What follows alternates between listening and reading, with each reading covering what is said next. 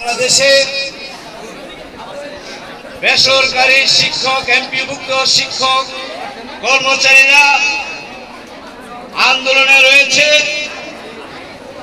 কেন আন্দোলন করতে যাচ্ছে, কেন সেই আন্দোলনে আমরা একাত্মতা ঘোষণা করেছি, তার পাশাপাশি আজকে সারা বাংলাদেশে কোনো স্কুল, কোনো ক্লাস কিংবা স্কুল চলছে না, অচল হয়ে যাচ্ছে।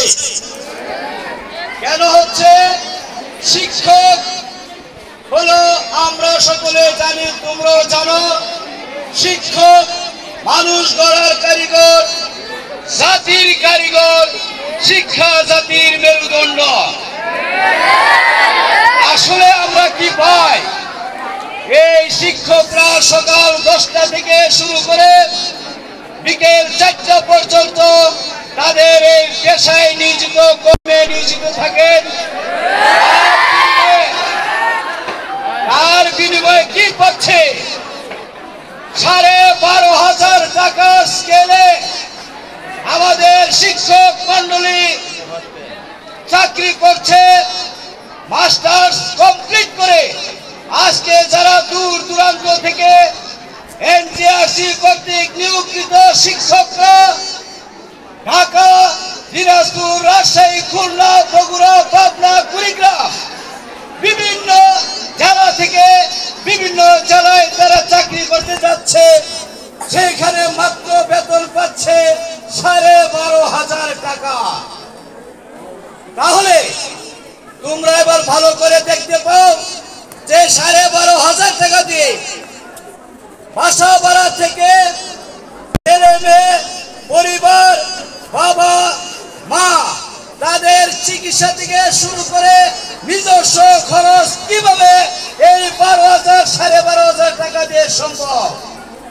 আর তারই ধারাবাহিকতায়, তারই প্রেক্ষাপটে বিগত সরকারের 16 বছর আওয়ামী সরকার এই দেশ পরিচালনা করেছিলেন।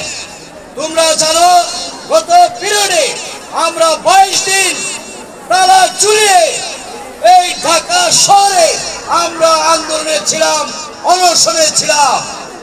কিন্তু দুর্ভাগ্যের বিষয়, আমাদেরকে সেদিন পিটায়ে দাঁড়িয়ে গ্রেফতার করে আমাদেরকে সেখান থেকে দাঁড়িয়ে দিয়েছিল।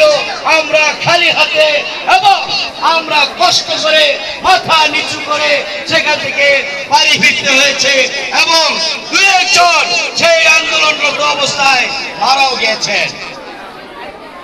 প্রিয় শিক্ষার্থীবৃন্দ, সেই আন্দোলনে কাউসার আহমেদ সাহেব তার নেতৃত্বে সেই 22 দিন আন্দোলন চলছিল। সেই আন্দোলনের নেতা হিসেবে তাকে বহিষ্কার করা হয়, তার চাকরিচ্যুত করা হয়। অত্যন্ত দুর্ভাগ্যের বিষয়। আমাদের এই ন্যায্য দাবি নিয়ে আমরা সরকারের কাছে কিছু দাবি দেওয়া পেশ করেছিলাম। সেইখানে আমরা দাবি পাওয়া তো দূরের কথা, আমরা অপমানিত হয়ে সেখান থেকে বাড়ি ফিরি। তারই ধারাবাহিকতায় এই সরকার, অন্তর্বর্তীকালীন সরকারের আমলে আবারও এই শিক্ষক সমাজ এই আন্দোলনে তাদের পেটের দায়ে আবারও ওই আন্দোলন সংগ্রাম গত 12 তারিখ থেকে শুরু করেছে। তোমরা যারা বাড়িতে ফেসবুক দেখেছো, যারা দেখেছো, তারা অবশ্যই বুঝতে পেরেছ যে শিক্ষক মণ্ডলী কিভাবে তারা কাতরাচ্ছে এবং তাদের এই ন্যায্য দাবির জন্য রাতের বেলায় সেখানে ফ্লোরে তারা শুয়ে রয়েছে।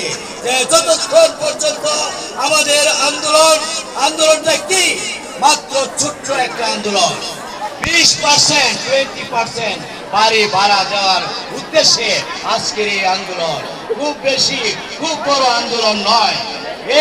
এর জন্য আজকে আমাদের শিক্ষকদেরকে নানাভাবে টর্চার করা হচ্ছে এবং তাদেরকে গ্রেফতার করা হচ্ছে, তাদেরকে হয়রানি করা হচ্ছে, তাদের দাবি তো মানছে না।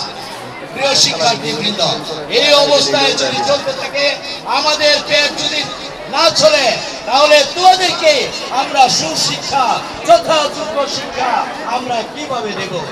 কাজেই আমরা বলতে চাই, আমাদের এই আন্দোলন ন্যায়সঙ্গত আন্দোলন, এই আন্দোলন আমাদের বেঁচে থাকার আন্দোলন। তোমরা ভালোভাবে শুনতে পাচ্ছ। কাজে আমরা তোমাদের কাছে এইটুকু অবগত করতে চাই যে আমাদের আন্দোলন, এই আন্দোলন চলবে একমাত্র ন্যায্য আন্দোলন এবং আমাদের পেটের আন্দোলন, বেঁচে থাকার আন্দোলন। আমরা যাতে রুটি রোজগার করে আমরা যাতে 3 বেলা মুঠা ভাত খেতে পারি, এই আন্দোলন আমাদের চলছে। কাজে আমি আর কথা বাড়াচ্ছি না। অত্যন্ত দুর্ভাগ্যের সাথে এবং কষ্টের সাথে আজকে আমরা আন্দোলনে যাওয়ার পরে সেখান থেকে আমরা অপমানিত হয়ে টর্চার করে পুলিশের মার খেয়ে বারবার লাঠি চার্জের মাধ্যমে টিয়ার গ্যাস ছেড়ে কাঁদানি গ্যাস ছেড়ে আমাদেরকে ছড়াবার চেষ্টা করছে। সেই শহীদ মিনারে আজকে আমাদের আন্দোলন সংগ্রাম চলছে। যতক্ষণ না পর্যন্ত আমাদের 20% বাড়ি ভাড়া সরকার দিবে, আমাদের এই আন্দোলন চলবে চলবে চলবে। আর সে ততক্ষণ পর্যন্ত আমরা বিদ্যালয়ে আসবো, তোমরা বিদ্যালয়ে আসবে, আমরা বিদ্যালয় বন্ধ না, আমাদের ক্লাস পর্যন্ত প্রয়োজনে যদি আমাদের আন্দোলন না শুনে তাহলে আবারও সেই গত সরকারের আমলের মতো স্কুল আবার তালা চলবে।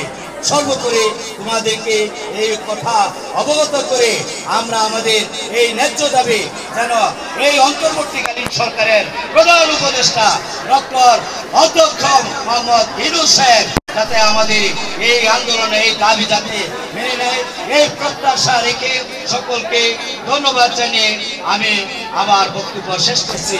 খুদা হাফেজ, বাংলাদেশ জিন্দাবাদ। ধন্যবাদ। আজকে